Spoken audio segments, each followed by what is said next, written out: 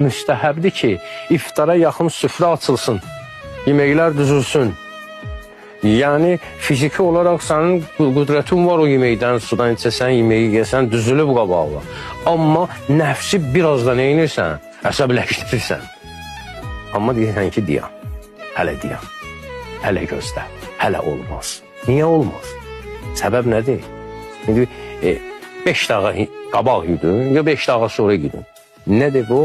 Və Allah icazə vermir. Bu gözəl islahatdır nəfs üçün.